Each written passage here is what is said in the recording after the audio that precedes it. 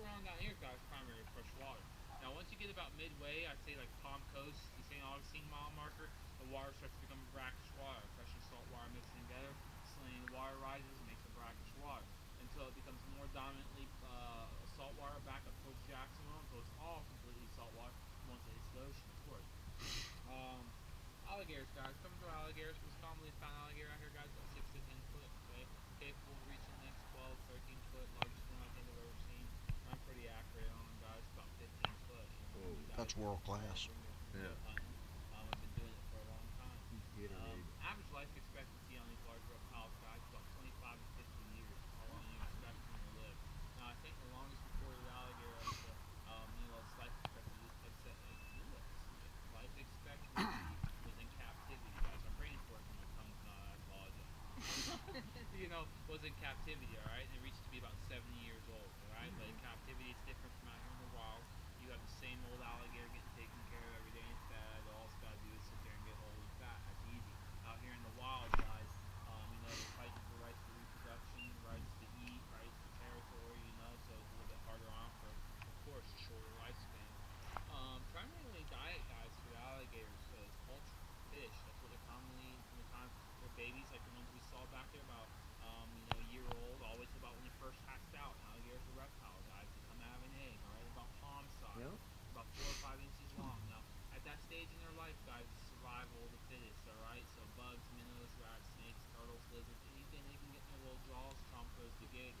Now, once they move up the food chain and they grow large, they're eating the animals that inhabit this area, right? Divers, ducks, birds, raccoons, otters, possums, even one another, guys. Alligators will cannibalize one another. I've seen them big bull male alligators return to the nesting grounds and eat all the young. I've seen them big 12 or 13 footers come back in these little side trails like we are back where we were in these little estuaries and find them little 2 or 3 footers and have them for lunch. Not the most appealing thing, but if it regards their survival, they will eat one another, guys, alright, for sure. Now, when they're first born, guys, it's kind of funny. It's the circle of life, how things come full circle. Alright, when they start off as babies, guys, they're their prey themselves. The birds eat them, the hawks, the eagles, the snakes get them, the raccoons eat their eggs, the otters will eat the babies, the raccoons will eat the little babies. They look like little lizards all over the nest. Them big mouth, largemouth bass, they get out there in that deep water from coverage, they'll this and gulp, boom. Them big garfish eat them, catfish will eat them. Things like that. Right there is a perfect example. That was a little worm, that was no big old bass. Now, as they grow to be about 2 or 3 feet, things switch kind of roles. They're eating the fish, they're eating the birds. Them great egrets, that big white bird, that big great blue john. All right, them birds are known for ravishing, devastating the alligator nest. They'll come in there, they use them bills, and they spear them. They pick them up, they eat them live in homes. They'll eat sometimes. I've been told by some biologists, half a dozen, sometimes 2 1/2 dozen. All the way up there, they'll just keep eating until they get to the store and move on. Or they'll take them larger game kills. Most certainly, I've personally witnessed 2 large alligators attempt to pull a cow down off the bank before. I've seen them go after deer, wild boar, very capable animals. If they have Python their way, eats they an can alligator, eat though. smaller meals more frequently. But opportunity arises. Tomorrow out here is not guaranteed. They might not get a shot at food. They will go after larger game and prey. Okay, but like I said, the alligator don't want to risk sustaining injury itself or wasting calories on something that might overpower them or have a chance of getting away and a waste of effort. All right.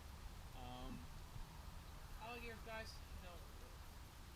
You already have this mental picture of what you imagine an alligator would be like in your mind, right? Like if you were to jump overboard or fall off the boat, you're gonna be eaten, or your kids would be taken, or your little dog Fluffy down there is gonna be going missing from the bank. You want to?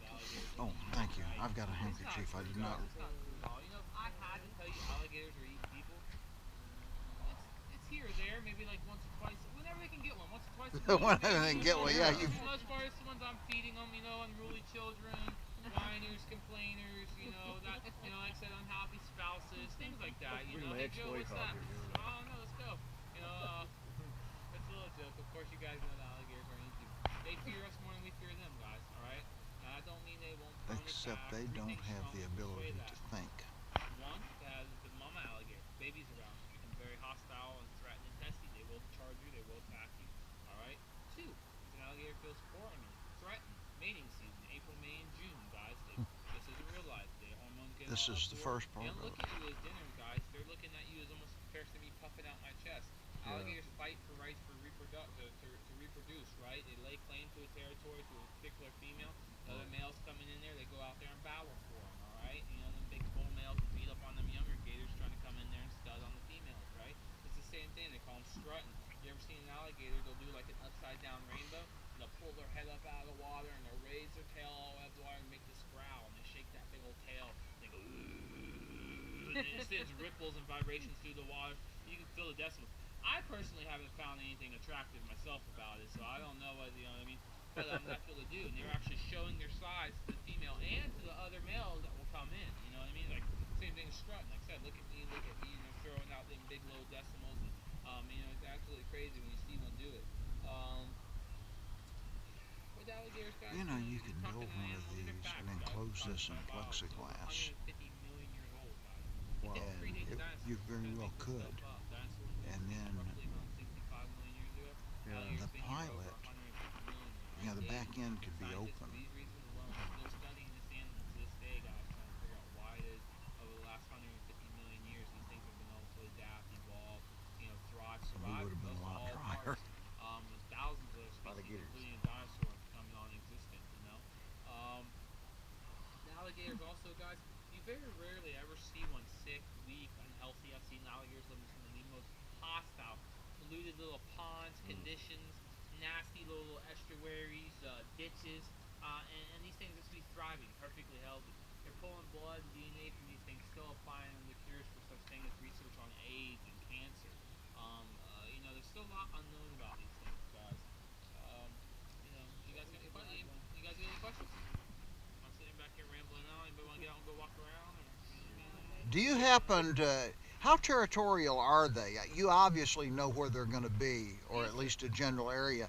Do they stay like within a 30-foot radius, or a 50-foot, or yes, sir. Now, 100 yards, or? What will happen is typically the big bulls, what we call a big male, a big bull, those are the ones that lay claim to more so area than the others. Okay.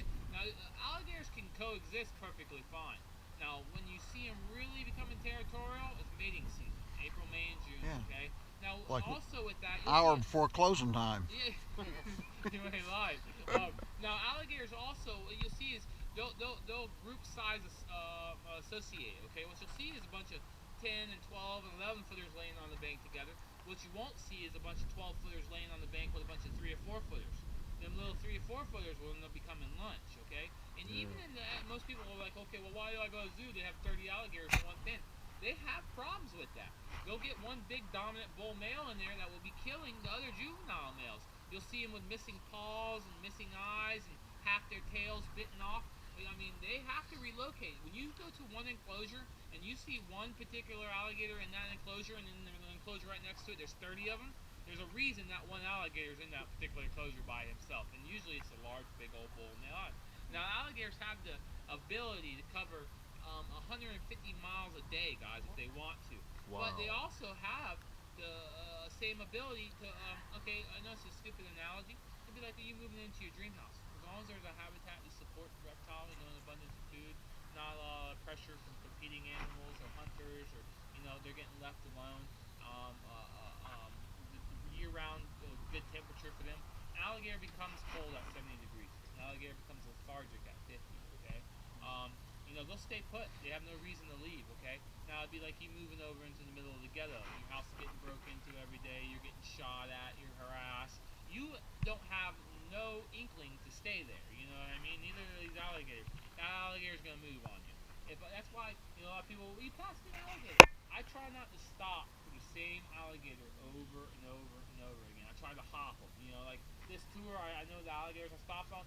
If I'm seeing good alligators, and those aren't my only alligators, I'll try to pass one of the other 2 ones that I stopped at before.